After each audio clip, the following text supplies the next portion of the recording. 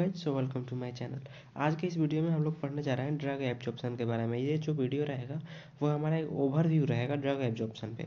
तो सबसे पहले ये हम लोग समझ लेते हैं कि जो हम लोग का डिफिनेशन होता है एब्जॉर्प्शंस का वो क्या होता है। जैसे कि हम लोग इसको डिफाइन कर सकते हैं कि जब भी ड्रग हमारा स्टोमक के अंदर जाता है तब वो डिसइंटीग्रेट होता है या फिर बाद में डिजॉल्व होता है हमारा जो गैस्ट्रिक लिक्विड होता है या फिर HCl होता है उसके साथ, या फिर वो स्मॉल पार्टिकल्स में ब्रेक हो जाता है, उसके बाद ब्लड के साथ मिक्स हो जाता है, मतलब कि सिस्टमेटिक सर्कुलेशन में चला जाता है। उसी प्रोसेस को हम लोग एब्जॉर्प्शन बोलते हैं, जिसमें कि हम लोगों का ड्रग धीरे धीरे ब्लड में एब्जॉर्ब हो रहा हो या फिर मिक्स हो रहा हो। ओके, और यहाँ पे सेकंड लाइन है इसका, first state of pharmacokinetics. Pharmacokinetics में क्या क्या आता है? फार्माकोकाइनेटिक्स में ए डी एम और ई, ऐसे एब्जॉर्प्शन, डिस्ट्रीब्यूशन, मेटाबॉलिज्म और एक्सक्रीशन, जिसमें ये हम लोगों का फर्स्ट स्टेप आता है। सेकंड स्टेप में आपका डिस्ट्रीब्यूशन आता है, थर्ड स्टेप में आपका मेटाबॉलिज्म आता है और फोर्थ स्टेप में आपका एक्सक्रीशन आता है।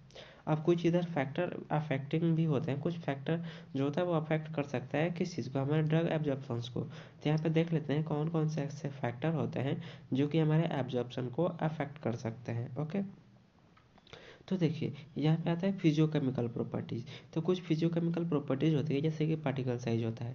ये जो पार्टिकल साइज होता है वो इनवर्सली प्रोपोर्शनल होता है हमारे एब्जॉर्प्शन के। जितना छोटा पार्टिकल साइज रहेगा उतना ही ज़्यादा एब्जॉर्प्शन रहेगा। Okay, nature of powder form.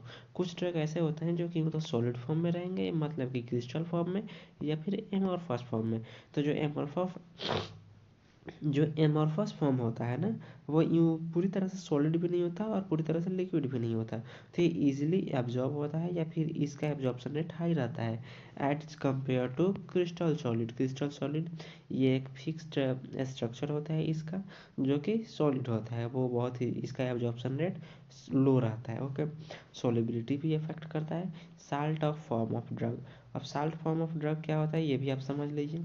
Salt form of drug basically हम लोग समझते हैं कि कुछ ड्रग होते हैं जो हाईली, एक मिनट, देखिए, जो हाईली एसिडिक होगा या फिर हाईली बेसिक होगा तो इनका एब्जॉर्प्शन रेट हाई रहता है। और कुछ ड्रग ऐसे रहते हैं जो कि लो एसिडिक होगा और लो बेसिक होगा, इनका एब्जॉर्प्शन रेट लो रहता है। तो अगर कुछ ड्रग इसमें आ गया जिसका जो लो एसिडिक हो और लो बेसिक हो, तो इस कंडीशन में इसको कन्वर्ट किया जाता है साल्ट फॉर्म में। जैसे ही ये साल्ट फॉर्म में कन्वर्ट होता है तो इसका एब्जॉर्प्शन रेट इंक्रीज होने लगता है। तो ऐसे ये भी अफेक्ट कर सकता है। ओके, अब देख लेते हैं, यहाँ पे इसको बंद कर दो। अब आते हैं कुछ फिजियोलॉजिकल फैक्टर्स में। कौन कौन से फिजियोलॉजिकल फैक्टर्स आ सकते हैं? पहला आता है मेम्ब्रेन ट्रांसपोर्ट, ये भी अफेक्ट कर सकता है। मेम्ब्रेन ट्रांसपोर्ट में आपका एक्टिव ट्रांसपोर्ट आता है, पैसिव ट्रांसपोर्ट आता है, फैसिलिटी ट्रांसपोर्ट आता है। इसका लॉन्ग वीडियो भी हमारे चैनल पे अवेलेबल है, अगर आप नहीं देखे होंगे तो आप उसे भी जाकर देख लीजिएगा।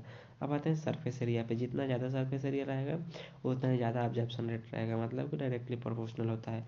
ब्लड फ्लो भी डायरेक्टली प्रोपोर्शनल होता है।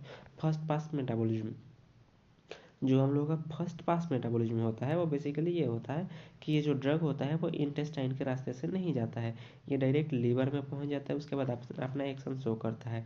तो जिस ड्रग का ज़्यादा फर्स्ट पास मेटाबॉलिज्म होगा उसका एब्जॉर्प्शन रेट लो होता है।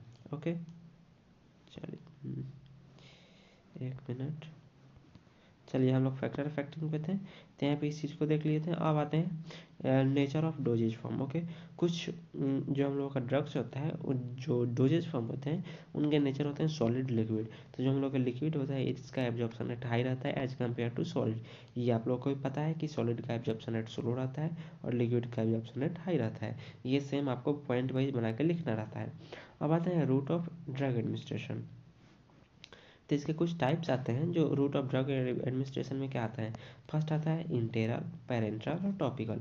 तो जो इंटेरल कैसे अफेक्ट करता है? तो जो इंटेरल होता है ये जैसे कि ओरली लिया जाता है, बकल रूट होता है, ये सब हम लोग का इंटेरल आता है, जो कि हम लोग के इंटेस्टाइन के थ्रू जाता है और अपना फार्माकोलॉजिकल एक्शन शो करता है। पेरेंट्रल क्या होता है? डायरेक्ट वेंस में दिया जाता है या फिर मांस में दिया जाता है, जैसे IV, IM, इनका वायबिलिटी 100% होता है और इंटरनल का 100% नहीं होता है, 80% आप लोग बोल सकते हैं। टॉपिकल वो होता है जो स्किन पे दिया जाता है। वैसे इनका भी वायबिलिटी पेरेंट्रल से लो होता है, सबसे ज़्यादा वायबिलिटी 100% होता है पेरेंट्रल का है। ओके, तो ये रहा हम लोग का वीडियो किस चीज़ का ओवरव्यू रहा हम लोगों के ड्रग एब्जॉर्प्शन का। आपको ये वीडियो कैसा लगा प्लीज़ कमेंट बॉक्स में ज़रूर बताइएगा, और पसंद आए तो वीडियो को लाइक कीजिएगा और शेयर ज़रूर कीजिएगा। चलिए मिलते हैं नेक्स्ट वीडियो में।